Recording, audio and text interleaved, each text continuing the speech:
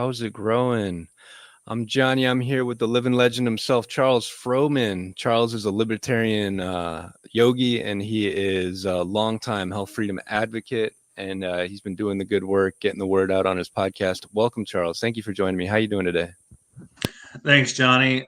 I hope my voice is a bit better than I was on your space on Twitter or X yesterday when I was in my car with blasting air conditioning, waiting for my group of people to You leave the sound swimming great. You pool to sound come great. home. No, you didn't sound so bad. And no, but that was a great conversation. I appreciate you coming on.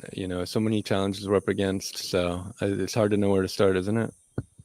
Yeah, and a couple of my friends did accept my invitation to join last minute, including Thomas Bain, the energy inventor and chemist, who can drone on for a while, as you noticed, going through the periodic table with all the chemicals. And Sue-Ann Edmiston, my friend from Capitol Hill days and vaccine informed consent, who's now helping with the state lobbying, she was pretty short and sweet. But yeah, it was a good long conversation. Some good questions in the comments. Hope it helps raise some awareness about the big beautiful bill that's going to fry us and spy on us and coerce us. Yeah, a lot of concerns. It's a lot of us were hoping we were gonna maybe balance the budget and kind of cut a lot of the pork, and I think a lot of the cuts that we're hoping for we're not seeing, and yeah, we are seeing this increase. A lot of people are concerned about this surveillance state. What are your main concerns with the bill? Well, backing up, as a longtime Republican congressional staffer from the 90s who became libertarian because I saw government was a cesspool and for sale to the highest bidder, I became a libertarian that way, and I got into yoga just to help myself, get right with God's plan for me.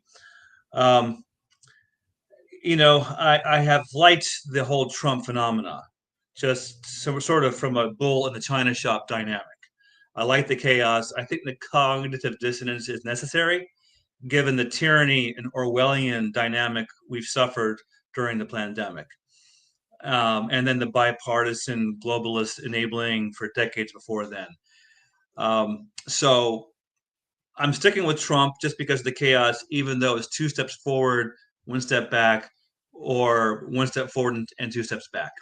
The big beautiful bill has some good things in it. There might be some tax incentives to self-insure for more health benefits, which is good for patients to take more control. There are some spending cuts of waste. There are some tax cuts and regulatory reforms that are good. It's a big bill, so there's going to be good things in it. It's just that, from a health freedom standpoint, it's not very strong on health freedom. It could do a lot. It could do more, and there are some bad things in it. But I think we have to just concede that not every American is with us, despite the pandemic. A lot of folks still are brainwashed and listen to the authorities and believe in science. So, Republican control in the Senate is only a couple seats advantage. There's not much substantive our politicians can do, given that a lot of America isn't with us. They're still enabling the coercion. Yeah, a lot of concerns there. It's man, the propaganda machine is in full swing. That we've got all of these different diseases going parabolic, and yeah, we're the most medicated country on the planet. What came out recently was all of these different heads of these different journals, these medical journals, where all this peer-reviewed published research is put out, and they're all talking about how we just cannot trust at all anymore. This published research, how it is just a propaganda machine for big pharma. So yeah, a lot needs to be done, and a lot of people are still drinking the Kool-Aid. Well, I think you saw what I just saw, which was Tucker Carlson's interview of Robert F. Kennedy Jr., where he discussed that the editors of the New England Journal and the Lancet longtime editors who controlled the publishing of various studies admitted several years ago that nothing that they published can be trusted. And the reason is that they rely on pharma for these studies. They're all corrupt. And that gets to the good news with MAHA, Make America Healthy Again, and Health Freedom, is that despite frustration with the extent to which Congress can make America healthy again, RFK is doing a great job. And even he is limited in what he can do. He has to please his boss, Mr. Trump. But replacing the advisory council at CDC on what vaccines are forced into our kids during school, and what his colleague Jay Bhattacharya can do at NIH, the National Institutes of Health, in terms of requiring better science for vaccines and autism. And he discussed on that fantastic interview that people should check out right now, Tucker Carlson's interview of RFK. RFK lays it out. They want real science, which means control groups. So, a bill that my group, National Health Federation, has is to require the Surgeon General to report to an independent commission, a vaccine safety commission, the results of comparison studies between the unvaxxed and vaccinated in terms of disease outcomes. In other words, who gets more diseases, the vaccinated or the unvaccinated. Well, there's been a series of private studies using various techniques that all have reproduced the same outcome, which is 1,000% more chronic disease among the vaccinated. Now, that's information that should be part of informed consent that every parent gets before agreeing or disagreeing to a doctor's pushing of some vaccine. And no one knows this. Those comparison studies have never been done, which is malpractice and fraud, corruption, and a crime, if you ask me. But that's going to be done. So, and to me, that's the most important thing, because if a parent sees that this vaccine schedule is going to make their kid part of the half of the country chronically ill, they're going to say no. And more parents already are saying no. This is just going to increase the declining ratio, and that's going to piss off pharma. They're going to lose vaccine profits, and they're going to have to actually work harder to prove the efficacy and safety of their drugs. So that's going to really help. That's going to help with the fact that 90% of our healthcare costs go to chronic illness. So if we have less chronically ill people, we're going to cut healthcare costs across the country, which is probably more than Congress can even do. They're so handicapped, and they struggle to even make modest cuts to Medicaid, let alone Medicare, which they won't touch, which are the two drivers of our deficits, the entitlements. So, yeah, I'm pretty pleased with what you just said about the corrupt journals. That's going to be a target of RFK inside the administration, and that's going to help all of us. It'll be easier to avoid these deadly shots. Yeah, it's unbelievable that this mRNA COVID vaccine. This is the greatest experiment in mankind, and there's no data for them to say, "Oh, hey, there's a signal." They'll say, "Oh, well, look, the VAERS report. This is the surveillance that we have for vaccines, but it's passive, right? So, it shows that upwards of 40,000 people have died since taking that vaccine, and that indicates that over 500,000 have really died because there's a massive underreporting factor.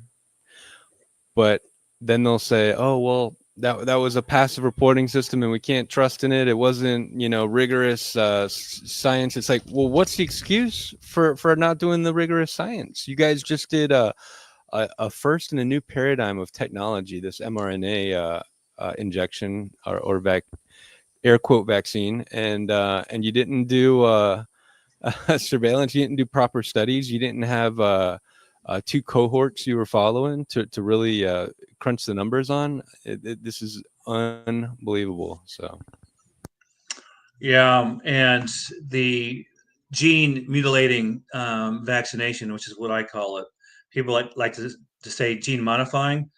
Well, if you're modifying, you're mutilating your genes, and that's what our mutual friend Thomas Paine the chemist likes to use to describe it, and I think that's appropriate, especially since the excess injuries and death are still occurring worldwide. Remember, Ed Dowd, the financier, examined the group life insurance data after 2021 and found excess injuries, and that has gone down and gone up, but it should be going down if vaccines make us safer, and not up.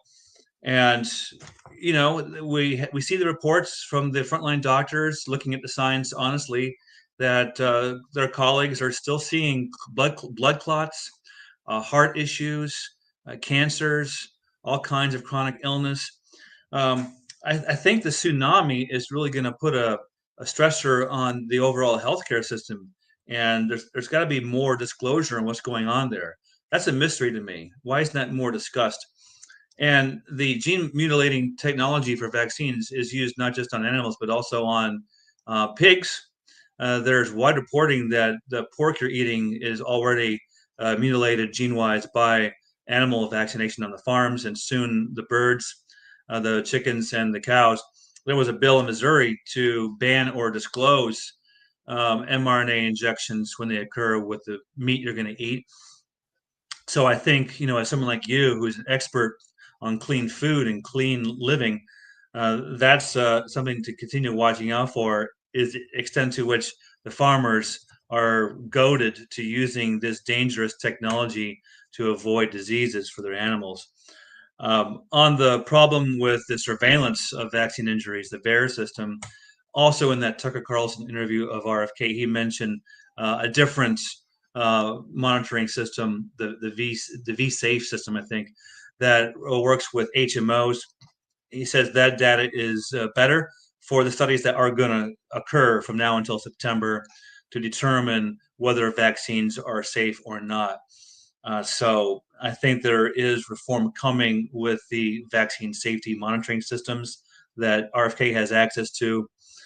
And I think, at least going forward with a better advisory committee, ACIP, uh, it'll be harder for pharma to push these gene mutilating technologies on us.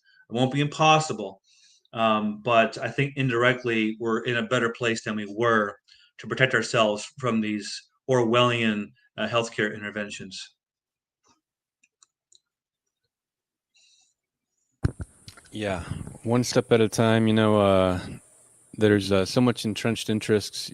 Talk about to run afoul of some of the legal standards that have been put into place. That big pharma has essentially captured our government. Right? They get their laws written in our legislature, and yeah, we've got all of these uh, different committees. Reforming ACIP. Getting this committee on vaccine approval, getting some real voices in there that are actually critical of big pharma a little bit is a big step in the right direction. And you know, uh, Ken was pointing out that just about every one of the people who were on that board before had a massive conflict of interest where they were making money from big pharma and their vaccines.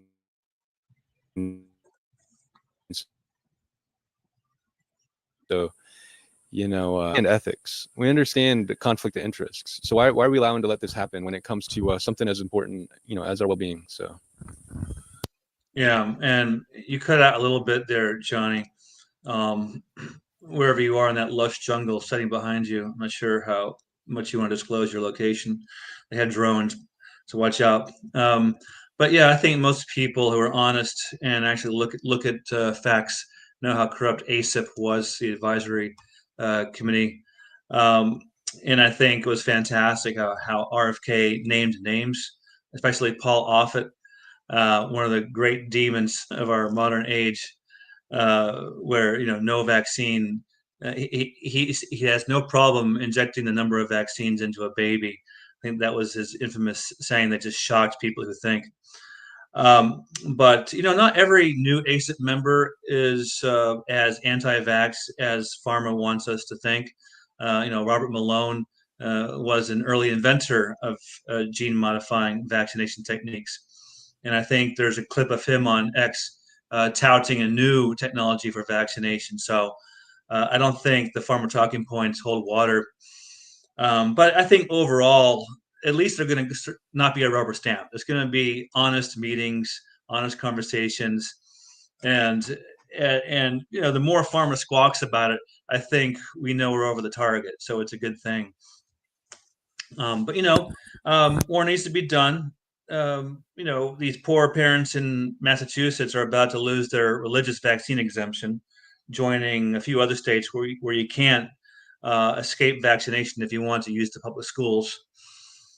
States like California and New York and Connecticut and Maine. So, there is some effort to establish a federal religious exemption to enforce the First Amendment or religious rights across the country, or to oppose religious discrimination. We have a bill that I mentioned earlier that would establish a broader federal exemption. It's a informed consent exemption. That's the wording. So it's very broad. Basically, informed consent. You get informed, you consent, or you don't. End of story. I love the power of that, where you can just ignore some pharma pill pushing doctor. And there's plenty of them. You ever go into a hospital or checkup, they're gonna have different people come in. If you ever have a baby, it's just god awful how many pediatricians bother you with their nonsense. Um, but we're hoping to get original co-sponsors of that bill for Miss Mary Miller to introduce at some point.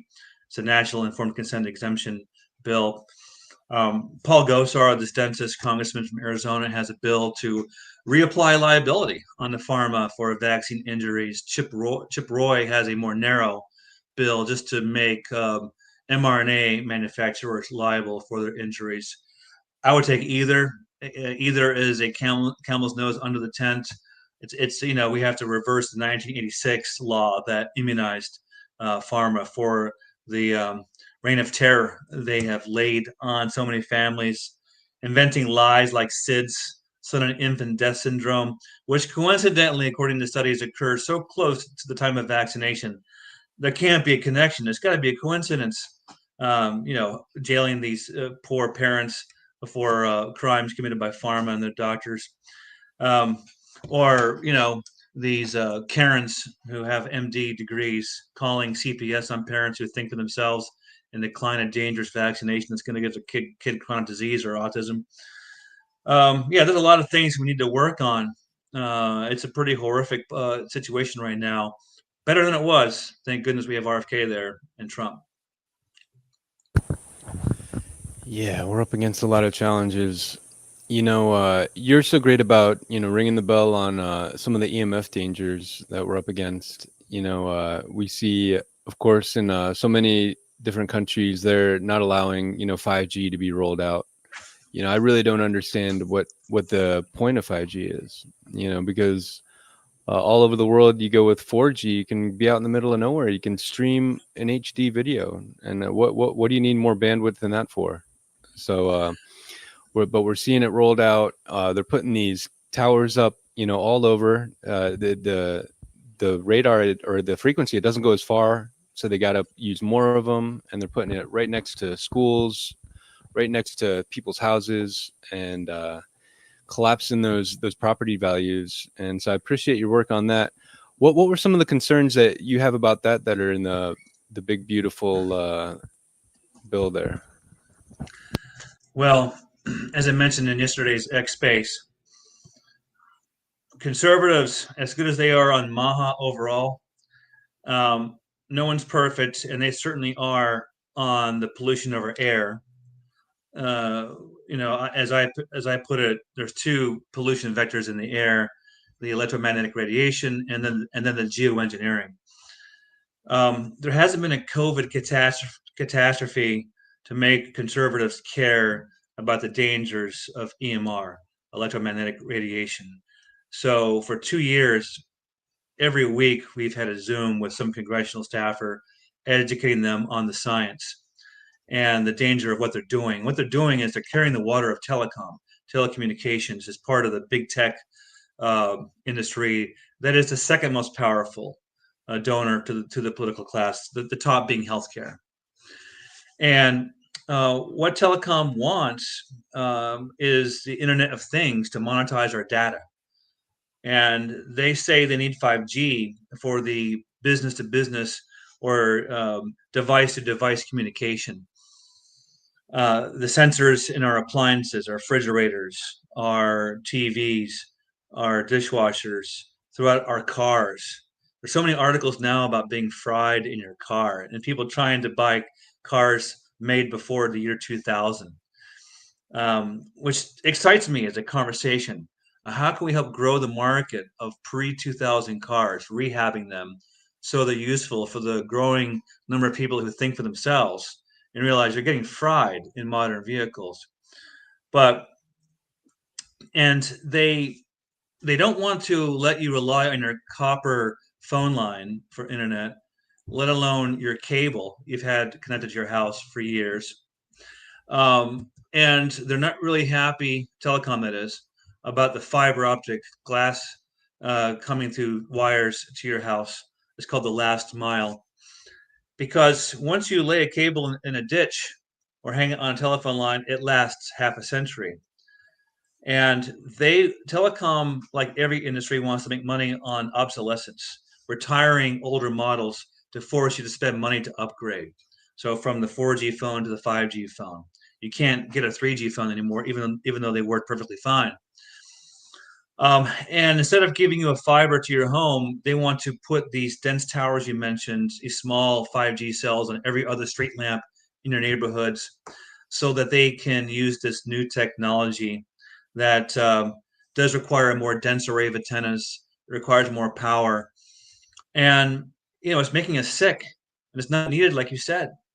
The 4G towers, zoned properly, out on the hilltops in the rural areas, by the highways, in the industrial zones, broadcast 10 miles.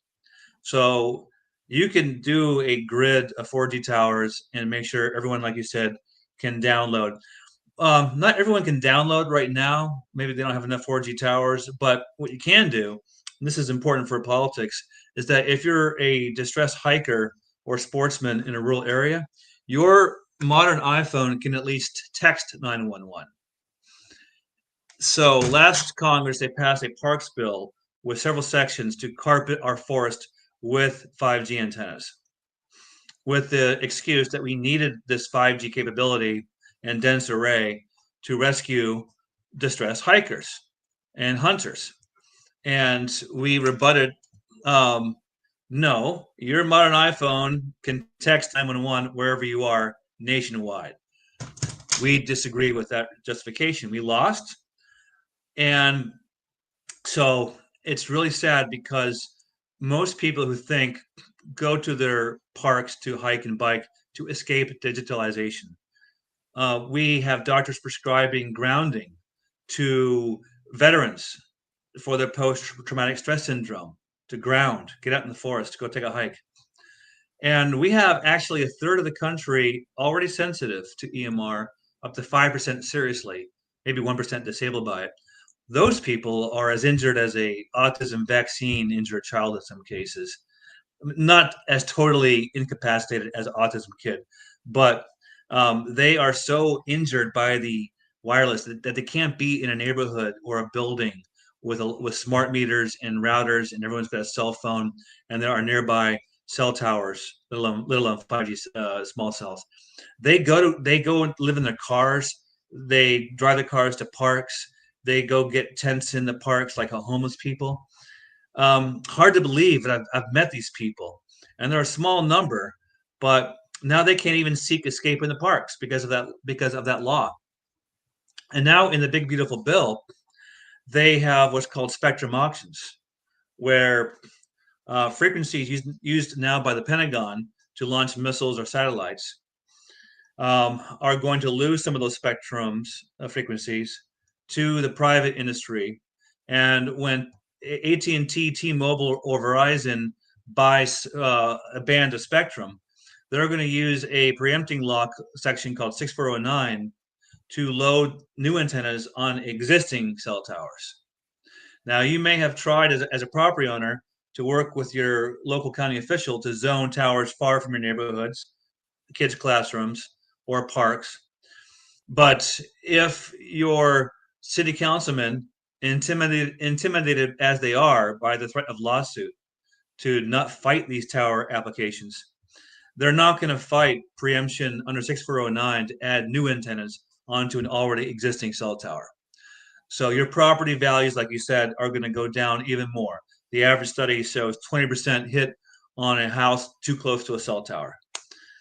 Realtors are losing deals. We hope they will join our cause. But Ted Cruz wants spectrum auctions. We're not getting enough support to fight it. It's probably going to pass. It's about 800 megahertz of auctions, not the thousands that they wanted, more than the 60 that were passed in the defense law last Congress. But everyone's cell tower is going to get more antennas as a result of this provision in Trump's big, beautiful bill. And the relevant committees in Congress have a couple dozen, actually more than that now, of other bills to cajole or subsidize wireless on the farms. So all the rural areas beyond the parks and the forests, the farms themselves are going to get more antennas and transmitters to hook up with the satellites in most cases. But the evidence that that stuff is dangerous is clear. There's already been a judge who closed a 4G cell tower for killing 20% of that farmer's cows and depleting milk yield by that same percentage.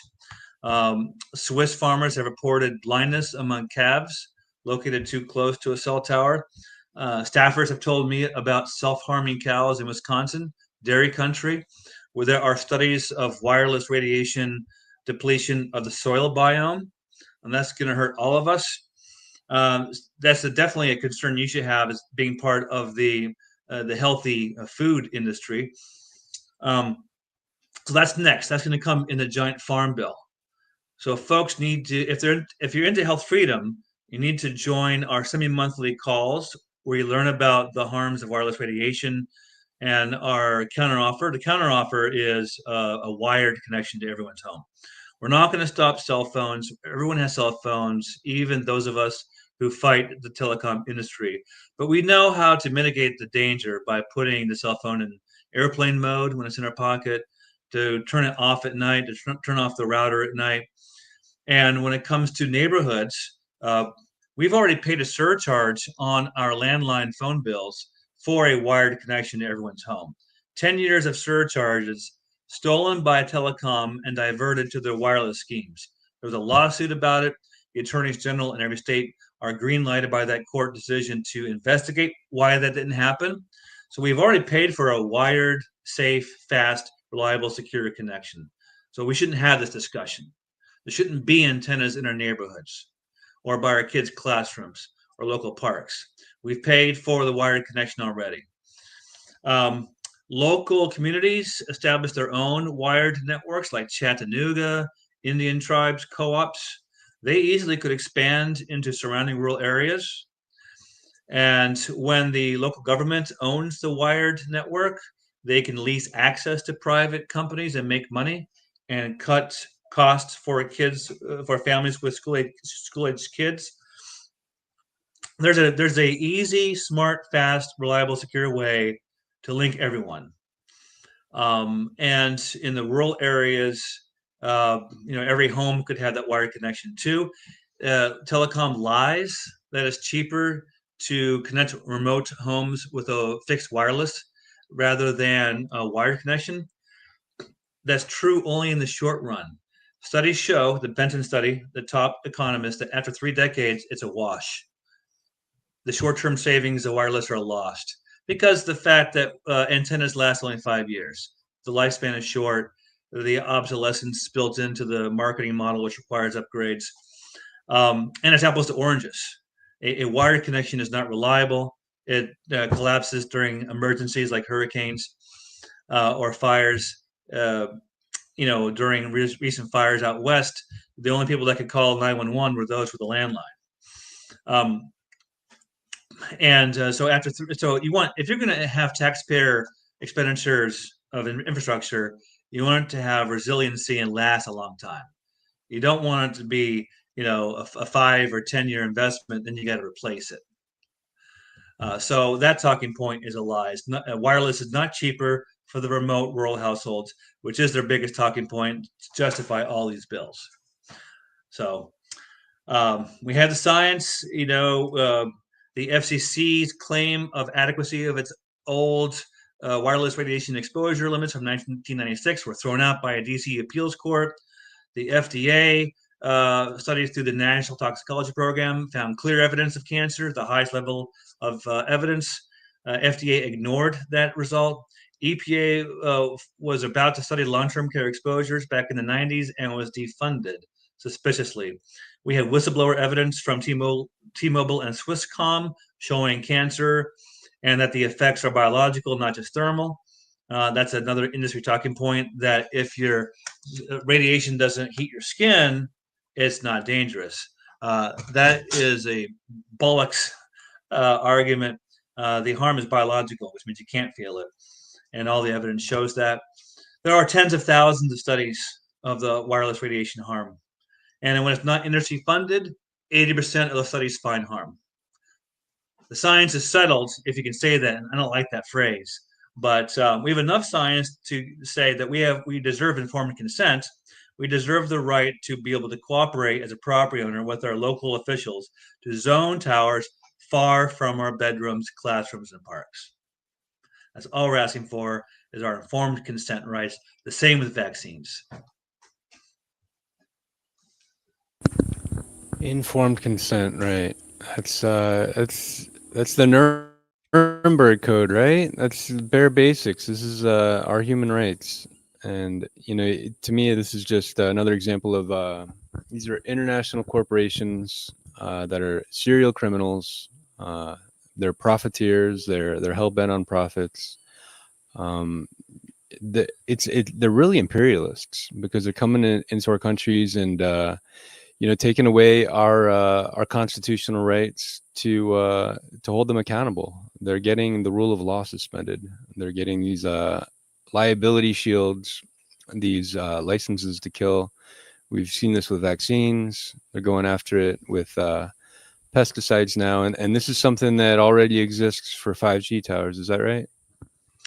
Yeah, I often tell conservatives who slowly understand what I'm saying after a few repetitive meetings that the dynamic with telecom is exactly the same as the dynamic with pharma. Zero informed consent, smothering of the science, and zero liability, and capture of the regulatory process. But under the 1996 telecom law, you can't sue or zone based on environmental harms. And conservatives aren't really concerned about environmental harms until they learn that environmental harms include harms to humans. And when they hear that, they go, oh, maybe I shouldn't be so quick to dispense with environmental reviews of applications by telecom for a tower outside your neighborhood. Um, so there is a campaign with Kennedy's old Children's Health Defense nonprofit that we support at NHF to restore.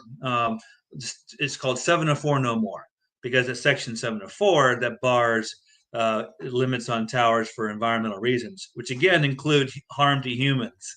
So we need a sponsor of a bill to restore liability on the telecom, just as we need more support for the existing bills from GOSAR of Arizona and Roy of Texas to restore liability onto pharma for vaccine injuries.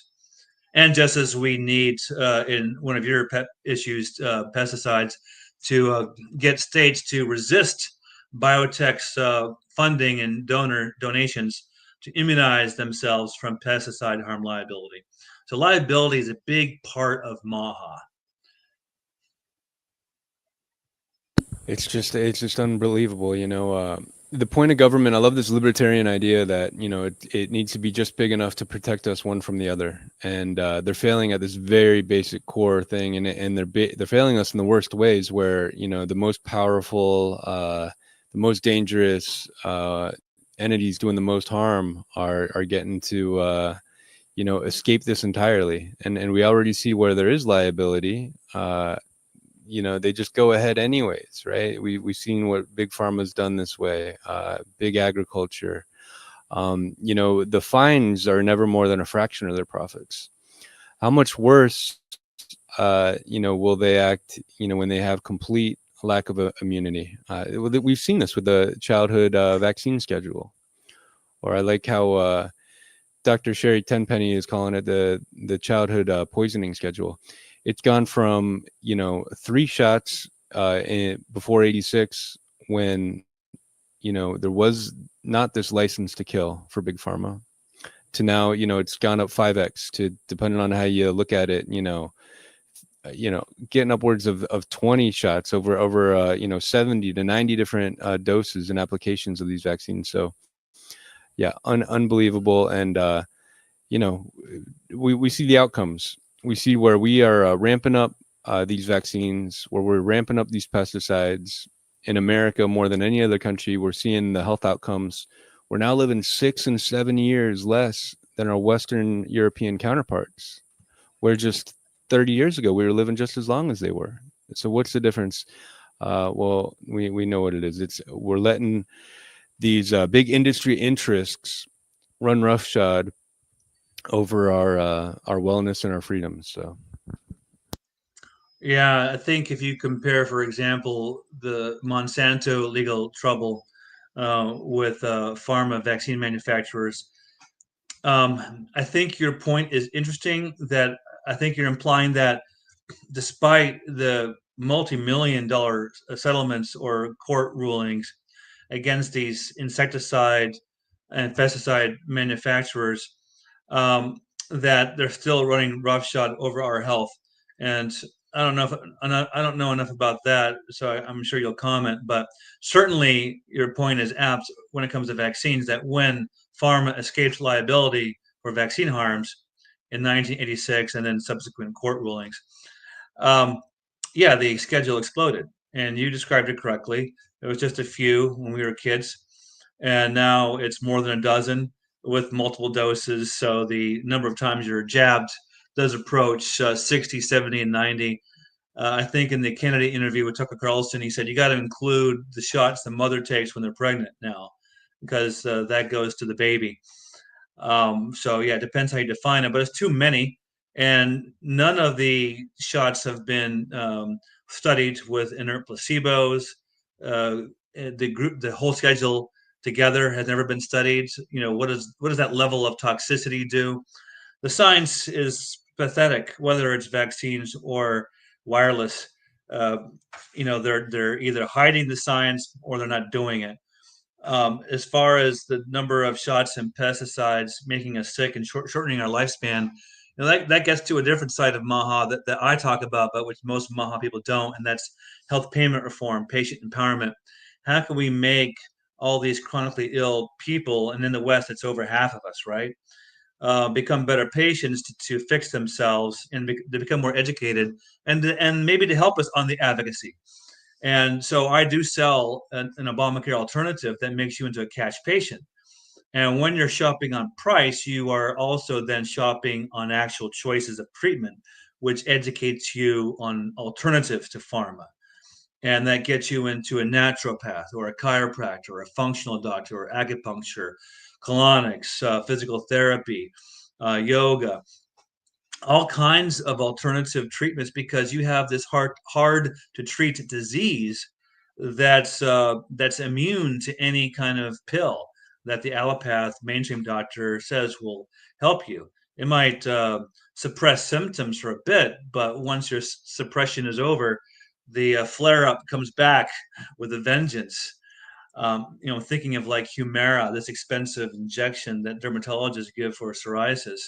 You look at these people that stop the regime, uh, and then the flare up just covers their whole body after they haven't dealt with the root cause.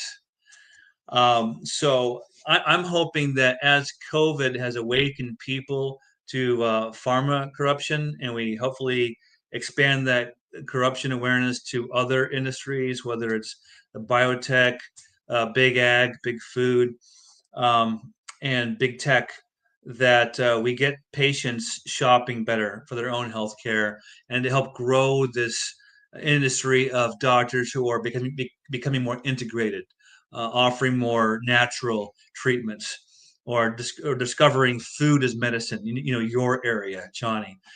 Um, so I really hope that we look at this holistically, that it's not just about ending the crony corruption behind the poisoning of our air, water, food, land, and medicine, but also empowering patients to take more responsibility over what you accept from a doctor, what treatment regime, how vigorously are you going to go on your journey for health that you'll need for this chronic disease, because you can't just be a passive patient anymore. Yeah, I like how you said you can't just be a passive patient. I do encounter the spirit of passivity so much. People willing to just throw in the towel and say, especially in the older crowd, "Oh, I'm glad it's your generation, not mine, that has to deal with this." But it's all hands on deck. We need people to stand up, and help stand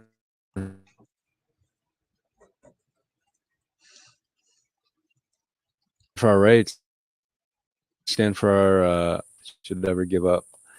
And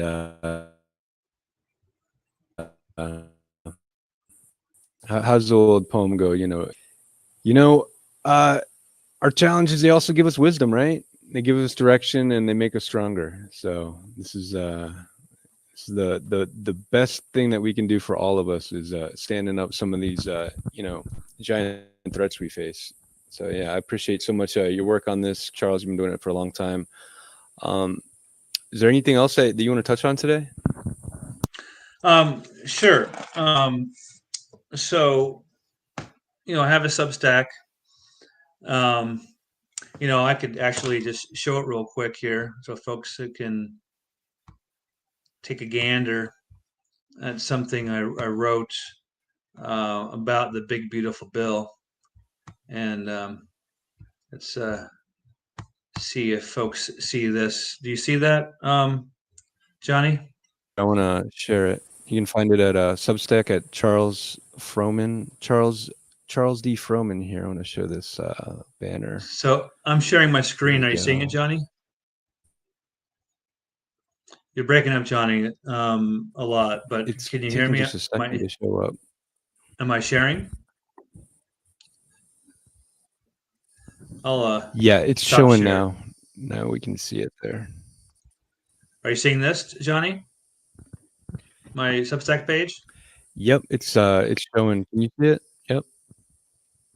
Okay, you're breaking up, Health Johnny. sharing So, versus traditional. Yep. okay, so this is my Substack, and these are my two latest articles that you may want to read on my wish list for the Big Beautiful Bill. I go through 10 items that you may want to read about. The vaccines is number one. And I have a nice graphic here about the Spectrum auction. FCC is selling our health. This is a nice graphic. Here's a paragraph about the wireless radiation issue. Here's a graphic about helping the sharing industry compete with Obamacare, and that's the denial rate. And you see at the bottom there a one-third denial rate from United Healthcare, UHC. That shows you need to learn about alternatives if you don't want to have to fight to get your bills paid. And here's a paragraph about that with all savings accounts and sharing. We also need to support the integrated health doctors that I mentioned. There's a couple of guidances at FDA on homeopathy and natural compounding that need to be reversed, and I write about that here. Also, Johnny, this is a topic we need to discuss more, and that's replacing licensing with certification. Licensing does not add value. It allows shysters to hide behind a government approval document and has no bearing with quality. Certification can. So there's bills in some states to allow organizations to certify and market that brand to customers in every occupation, not just healthcare. And that would help upgrade the quality of shopping by consumers. That passive word you agreed with is a problem. It's a problem in every market. So this helps healthcare in every other market. Um, I describe in this article how folks can send these paragraphs to your politicians. Here's a paragraph on the geoengineering experiments being done by a lot of bureaucracies to stem climate change. So, if you know what nonsense climate change is, then you certainly can use that to cut the funding for the geoengineering aviation induced cloudiness that's ruining our skies. And then digital ID, no matter if it's Trump pushing it or someone else, we need to oppose it.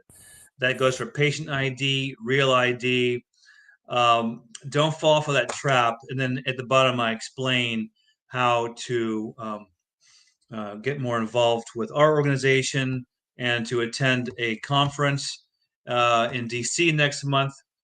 But Johnny, that is something folks can look at and get more involved politically. Learn how to get more involved with me. And at the bottom is a paragraph about a conference in DC later this month, July 23rd through 25th, where we'll have big name speakers like Senator Ron Johnson, the heroic politician, Howard Vlieger, whom you should know, an Iowa farmer, famous for regenerative techniques and teaching, Michelle Perro, an expert on GMOs, Tony Dale, a prime founder of one of the sharing vendors that our brokerage uses. So please come to DC if you can later this month. Join my monthly Zooms, my weekly Zooms, and so that's by Substack article.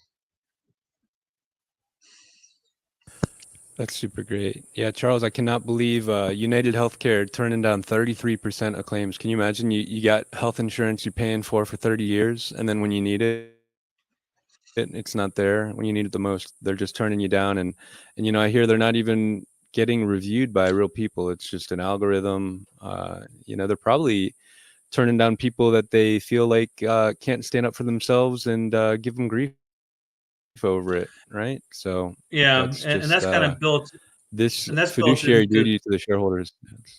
Go ahead. yeah, and there's a minimum loss ratio provision in Obamacare that aggravates that uh, tragic dynamic of claims denial. The minimum loss ratio requires expenditure of a certain percentage of profits by Obamacare companies on services and benefits. So it's about 80% of revenue has to be spent on healthcare. All that does is incent Obamacare companies to overutilize to make that pie from which they're extracting their percentage bigger. So that's just a the law of unintended consequences from government, where now Obamacare companies collude with hospitals to overutilize to please their shareholders. So really, the only way to combat that, short of fixing the law, is to support competitors to Obamacare, and that is sharing communities, which are nonprofits and therefore don't have any shareholders to please, and in so doing, arbitrarily and hurtfully deny your claims when you're in the middle of a surgery or catastrophic sickness. So if the healthcare service is in the guidelines, it's going to be shared. So you're going to have a good experience with your cancers and heart disease when you're in a sharing community, and you can get it with a health savings account. So you can build 100 grand by retirement for your nest egg that you can use to build a second home in Nicaragua. It's your money. The income tax penalty is pretty nil when you're old, and that's the only penalty you have for non-healthcare withdrawals from a health savings account. So yeah, a lot of us are engaged in that disruption of Obamacare, imposing competition, and it's good for those who understand that cash is king. Every hospital and doctor has a cash price. You have a health savings account you can build, and you could use one of our sharing vendors is really good on overseas care, so it's good for digital nomads and gig workers that travel. So yeah, it's popular with people who think a lot about this kind of stuff, and they never go back to insurance after they leave for what we're selling. I just had no idea that they could be turning down, 33% of people that they should be taking care of. And yeah, you make such a great point that this is, you know, a sharing process, right? So it's a not for profit. So the money's there. We're on the other side. These insurance providers, they're there to take as much of that money and pay it out to their shareholders. So they always are tempted to say the money's not there for this. So yeah, it's unreal. It's like healthcare. We think of healthcare as like this noble industry, and I think that's because it needs to be. We need our healthcare to be noble for us. But and when it's not, it's so tragic. It's just people's very lives being in the worst positions. You look at this guy Luigi who went after the United Healthcare CEO, and you see what a tough spot he was in with his family, and it's just that sort of desperation is it's a corner that so many families are getting put in. It's really terrible. Yeah, and there's only a couple million people in sharing communities now. Some of them are pretty big and advertised on Sean Hannity, but mostly it's word of mouth. And then, luckily, through something called ICRA that Trump expanded, we're inserting sharing into bigger and bigger companies. So, the word is slowly getting out. Most self-employed people, like realtors, know what sharing is because the expense of Obamacare a decade ago chased them into the market out of desperation. They were paying over $1,000 a month for health insurance, sometimes more than that, and then their deductible was on average 6 grand. Um, and we haven't even mentioned networks. So if you got cancer or heart disease, a lot of Obamacare networks are so narrow that they exclude the centers of excellence that you would want to go for cancer or heart disease. Or if you want to go to Tijuana for alternative cancer therapy, you definitely want to leave Obamacare and get in one of these sharing communities that will pay for that kind of therapy. Um, so yeah, there's a lot of This is so reason to crazy look what we're into learning this. about. Yeah, these things like chemotherapy. I never realized it's so incentivized to be pushed because there's so much money in it. And then alternatively, some of these therapies that are really proven to be so helpful, they're minimized, they're suppressed because they are so much more affordable. And then yeah, to your point, they're not covered like they should be. So, Yeah, and we need more of well, them in Charles, the American market. The alternatives. We shouldn't have to go outside of borders for decent care. it's wild. Here. Well, Charles, thank you so much for all the work you're doing, and look forward to talking to you again real soon. And yeah, check out Charles on his Substack at Charles Frohman there. And yeah, until next time, mahalo. Thank you very much, Johnny.